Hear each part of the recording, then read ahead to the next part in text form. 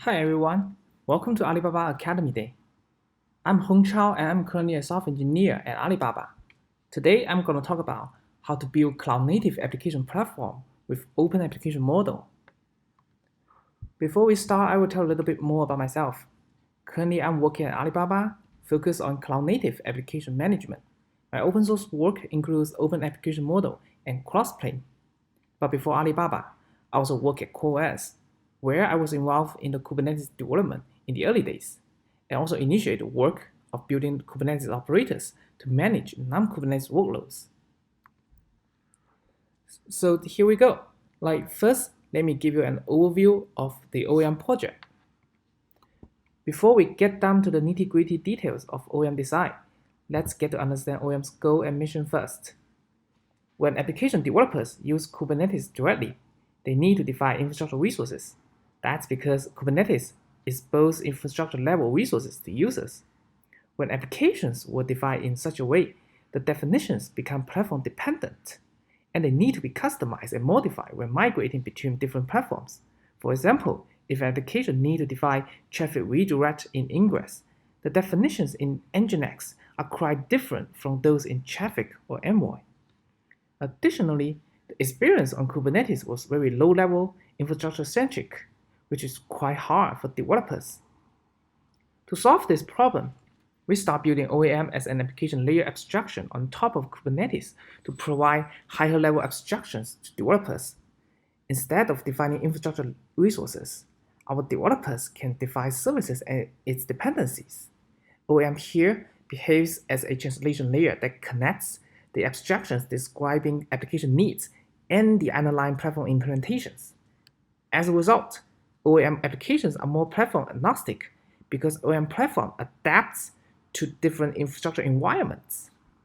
Additionally, the experience on OAM is application-centric, which is more natural to application developers and application operators. To summarize, OAM is built to simplify building and deploying cloud-native applications. If we think about Kubernetes as the Android for cloud age, then OAM is more like the Android development and package toolkit, which is closer to developers. As mentioned earlier, OAM provides application layer abstractions, and the main four are shown here as workload, trait, component, and application configuration. And here I will show how they work together in a delivery pipeline. So first, the application developers write some application code. He will pick a workload, OAM workload. For example, he will say, my code runs as a serverless or stateful workload.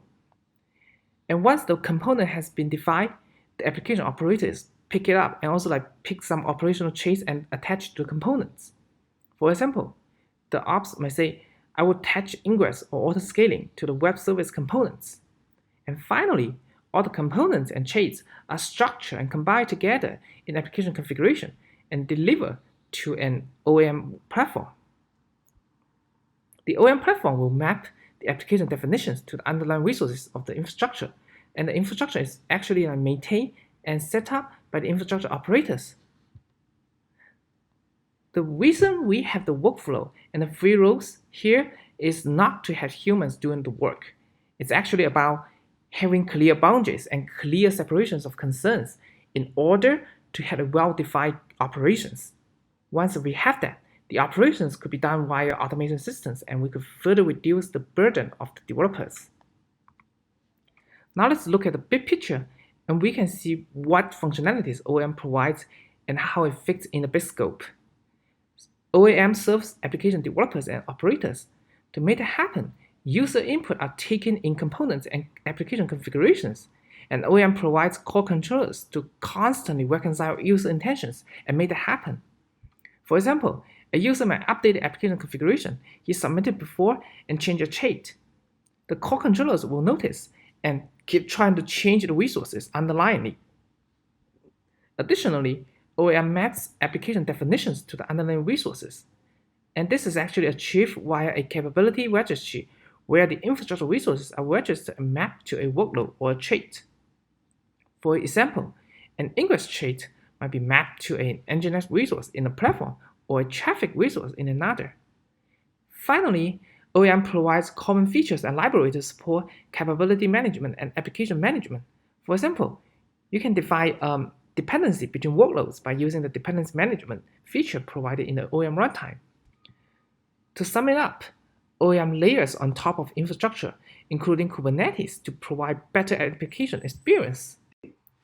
Now that we understand what's OAM, but some may ask, why should I adopt OAM? What additional values and benefits does OAM bring us? Here, I will share my experience on making life easier with OAM. First, OAM simplifies user view.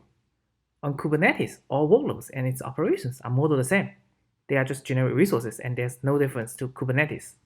Typically, a Kubernetes user uses two ways to link them together. The first is to use label selector to correlate them. User put predefined labels on workloads and then write label selector on operational resources to select the workloads. The problem in this method is that it requires user to hand type the labels, and the linking is not quite intuitive. Another way is to write down the operations in the workload's annotations. For example, a user may write Prometheus-related annotations in the workloads to specify the monitoring configuration. The problem with this method is that the annotation is just key value stream. They can't describe numbers or complex objects. In OAM, it differentiates workloads and traits, and the traits can be attached to the workloads in one resource so that we can easily correlate them together. And in OAM, you can describe operations in structural schema, which is safer and more user-friendly than annotations. And here is a real-world example of how we use OAM to simplify the user view. We can see that the OAM provides the structure that connects the traits and the workloads and describe them with the schema. And this leads to a clear and simplified result on Kubernetes. Second, OAM manages capabilities better. Nowadays, the capabilities are modeled as CRD on Kubernetes, and the number of capabilities grows bigger and bigger. But there's no CRD management system exists today on Kubernetes, and OAM fixes the gap. On OAM, you can query the relationships between workloads and traits. For example, you can find the workload that a trait attaches to. Second, OAM provides conflict detection between workloads and traits, and between traits and traits as well. For example, a native autoscaler could not work with a custom autoscaler, and OAM will report error if they are both applied to the same workload simultaneously. And third, OAM fixed the application delivery workflow better. Currently on Kubernetes, people may use Helm chart to package all the resources together. But the problem with this all-in-one solution is that it makes the developer and operators concerns. Developers do not want to touch operations like domain and cert. OAM separates the concern of developers and operators and defines a clear boundaries so that the developers can be more focused on the application logic itself. And this aligns better with the application delivery workflow and makes the process go faster. Now that we understand what's OAM and why we should use it, in the following we'll discuss how we can build application platforms with OAM. If you build OAM platform from the ground up, it takes a lot of time and effort. We capture those common efforts into a project called OAM Runtime to speed up platform building. First, with OAM Runtime, platform builders can reuse controllers for core types instead of building it repeatedly. The core controllers will reconcile OAM types like application configuration and handles OAM-related common logic. Second, OAM Runtime provides built-in workloads and traits, but it's designed to be an open core. Platform builders can extend OAM with in-house operational capabilities. This is done via building CRD and operators, which is the de facto extension mechanism on Kubernetes. And OAM Runtime also provides a set of features and libraries to make platform building easier. And this actually goes to the third point. Like OAM provides common features and libraries such as structural query API, dependency management, and workload revisioning to help users just go faster with building platforms. To summarize, OAM Runtime is designed to expedite building OAM platforms. Once we use OAM Runtime, how are we going to architect the platform to serve our users? OAM Runtime itself can be installed as a Kubernetes plugin, which is super easy to set up and maintain. But once OAM runtime is installed, platform builders on the right side can then extend with more operational capabilities, such as logging, monitoring, and scaling chains. And once registered, all operational chains will be exposed as Kubernetes resource, which is declarative API model, and this brings API-first experience to the end users on the left side. Users use API and code to manage applications and its dependencies instead of scripts or manual operations. This actually leads to a declarative GitOps pattern. Application code and operational configuration can be described as API, and data can be versioned in Git and can be automated via GitOps engines such as Flux. And this leads to a more transparent process that scales well with the size of the team. And we've just seen the technical side of building OAM platform. Now let's talk about the strategical side of how OAM platform can serve business needs. Nowadays, business units have common needs of application management. For example, they need dashboard, observability insights, operations based on GitOps, application hub, cost management, etc.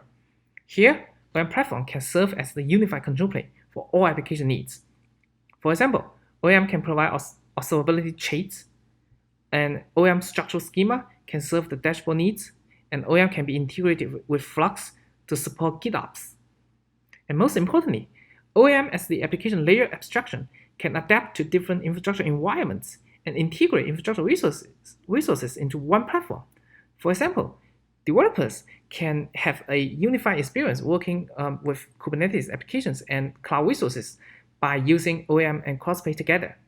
Now let's see some successful stories with OAM. Today, there are around 20 companies using OAM platforms, and there are 3 cloud vendors that support OAM as the application model on their cloud services. In Alibaba, we have unified application platform architecture with OAM across different teams and units.